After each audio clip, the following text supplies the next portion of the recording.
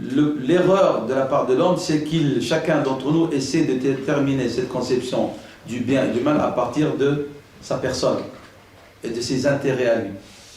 Et c'est pas comme ça, selon l'islam, que la chose doit être vue et perçue. Le bien, selon l'islam, c'est pas le bien qui t'affecte, toi. Le mal, c'est pas le mal qui t'affecte personnellement. Et c'est ça l'erreur lorsqu'on parle avec beaucoup de musulmans et de musulmanes, et ils nous posent des questions juridiques, par exemple, on leur donne une réponse, celle de l'islam, ils disent « Mais moi, je ne ferai pas ça. Pourquoi est-ce que l'islam m'interdit ?» Alors on lui répond « L'islam n'est pas venu pour ta personne. L'islam s'adresse à l'espèce humaine. Et si tu te crois différent de l'espèce humaine, c'est pas notre problème, ni le problème de Dieu, subhanahu wa ta'ala, parce qu'il sait que tu fais partie de l'espèce humaine, malgré ta prétention que tu es différent des autres. Moi, je suis un bon musulman, un bon croyant. Je suis une bonne croyante. Pourquoi est-ce que je ne peux pas faire cela? Mais parce que tu es un humain, et le Créateur sait quelles sont tes faiblesses, et quels sont les pièges dans lesquels tu tomberas. Au-delà de ton jugement de valeur par lequel tu te considères meilleur et différent des autres. Donc ici, on ne détermine pas le bien et le mal dès qu'on parle de l'islam à partir de votre intérêt ou de votre conception de ce qui est mal. Les règles, ce qu'on appelle l'ahkam, ahkam al-shar'iyya, les sentences légales en islam sont de deux sortes. Il y a certaines règles qui sont immuables, c'est-à-dire éternelles, qui ne changeront jamais, qui ne seront pas affectées ni par le temps, ni par l'espace, ni par le lieu, jamais, ni par les individus. On a qu'ahkam al-shar'iyya thabita, éternelle comme l'est le Seigneur, subhanahu wa ta'ala. Parmi ces règles musulmanes qui sont immuables, éternelles, la conception du bien et du mal. Elles ne sont pas accordées aux gens pour les définir. Comme par exemple aussi les mœurs, la morale. En islam, c'est Dieu qui définit les vertus et les méfaits. Ce n'est pas à l'homme de dire ça c'est quelque chose de bien, c'est quelque chose de mal. En islam, nous ne croyons pas dans l'évolution des mœurs. Le Seigneur qui a créé l'homme, c'est ce qu'il est l'homme. Et dans sa nature profonde, l'homme ne changera jamais. Dieu dit dans Sourate Ar-Rum, Fitrat Allah allati fatara an-nas 'alayha la tabdila li khalqillah. La fitra, la nature innée, selon laquelle Dieu a créé les hommes. Il n'y a pas de modification dans la création de Dieu. Le décor peut changer, l'époque peut changer, mais l'homme, il est l'homme. Je suis quelqu'un d'évolué sur le plan moral. Je suis quelqu'un qui adhère à une moralité libertine, permissive. Mais dès que je sais que ma femme m'a rendu cocu, qu'est-ce que je fais? Je flingue le type. Mais puisque tu crois qu'il y a liberté des mœurs, pourquoi tu le flingues? Lorsqu'on parle de fidélité conjugale, on se moque de nous. C'est dépassé, qu'est-ce que c'est la fidélité conjugale? Mais vous savez que ça ne fait pas partir des délits actuellement. C'est fini, hein. Vous débarquez chez un juge, vous dites ma femme est infidèle, ou mon mari va se bidonner, hein. Il va vous dire faites de même. Oui, c'est pas un délit maintenant. Dans le temps, on cherche un huissier, faites photo, c'est fini, hein, ça. Si même dans la carte d'identité, même plus que vous êtes marié avec un tel ou une telle. Vie privée, personnelle. Oui ou non? On a fait évoluer. Chacun est libre. Mais pourquoi on a des délits? On a des délits, assassinat, parce qu'elle l'a quitté, parce qu'elle est infidèle ou parce qu'elle est infidèle. Celui qui croit à la liberté, il faut qu'il accepte tout. Mais non, parce que l'homme, au fond de lui-même, il y a cette conception du bien et du mal. Donc nous, en islam, la définition des règles morales, par exemple les mœurs, ne sont pas laissées à l'homme. C'est Dieu. D'où la position légale des savants musulmans qui disent ceci: Al-khayru ou al-hasanu, le bien ou ce qui est beau. C'est ce que le législateur, Dieu, a défini comme tel.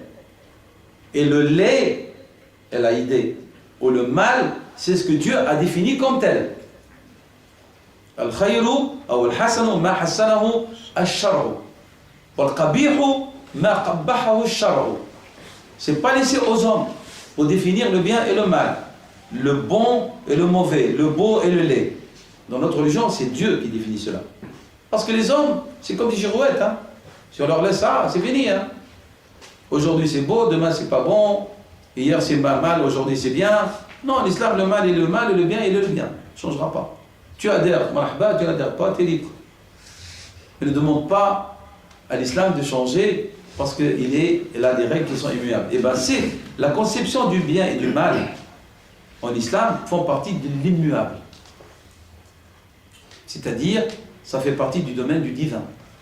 C'est lui qui détermine les choses.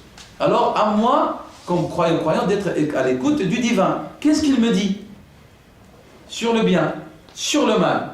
Je suis croyant, je fais une démarche vers mon Seigneur pour qu'il m'explique.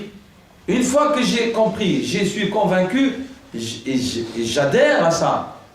Puisque je suis libre d'adhérer ou de ne pas adhérer. Mais j'adhère, alors il faut que je vis dans la paix, dans la quiétude, et j'ai une bonne opinion de Dieu.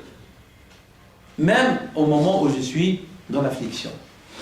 J'ai toujours une bonne opinion en Dieu. On appelle ça en arabe, la confiance en Dieu, on appelle ça at-tawakkul ala Allah. L'abandon confiant en Dieu. Et Dieu dit, lorsque nous avons bonne opinion de lui, qu'il sera à la hauteur de cette bonne opinion. Qala ta'ala, Dieu dit dans un hadith aussi, je suis tel que mon serviteur m'estime. Si vous avez bonne opinion de Dieu, vous n'aurez que du bien. Pas matériel, hein. Ne traitez pas avec un banquier, autre chose. Et si vous avez mauvaise opinion de Dieu, ben vous avez le retour que vous attendez aussi. Hein.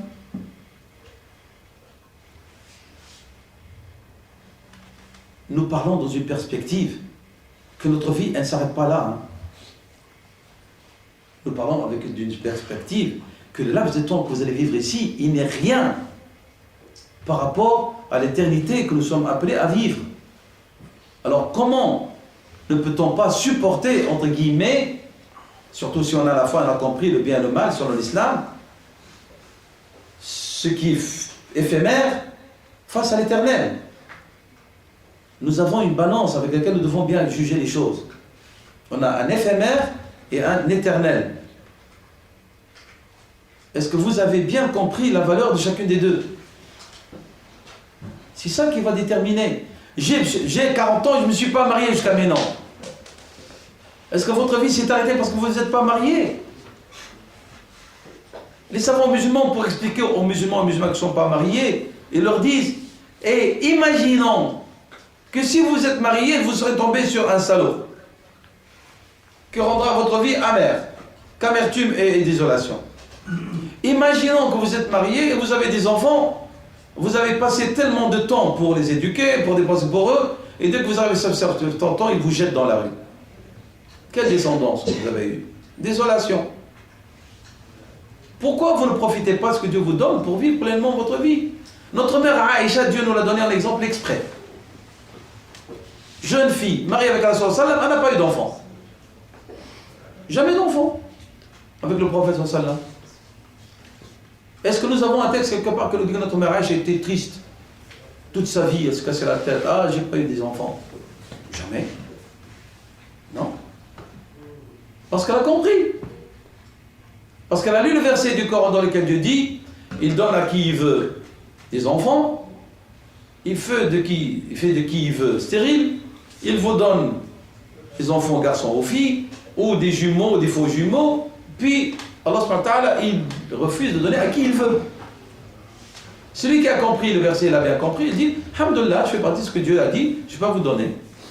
J'assume pleinement, et je vis ma vie autrement. Et je ne reste pas braqué sur le fait que je n'ai pas d'enfant. Ma vie n'a pas de sens. Mais si, ta vie elle a un sens. Si tu l'as bien compris selon l'islam, elle a un sens ta vie. Je vis avec le but, je veux devenir riche. Et tu ne deviendras jamais riche.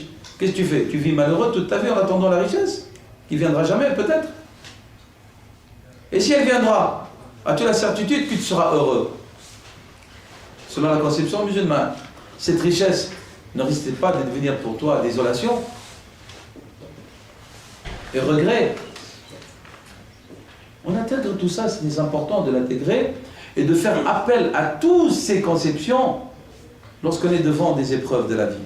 Et des épreuves de la vie, richesse ou misère, santé ou maladie. Exprès, je dis épreuves et j'ai cité les deux. Lorsque je suis éprouvé par le bien, je fais appel à mes repères. Je suis éprouvé par le mal, je fais appel à mes repères. Et dans les deux cas, je ne perds jamais le cap. Je ne perds jamais le cap.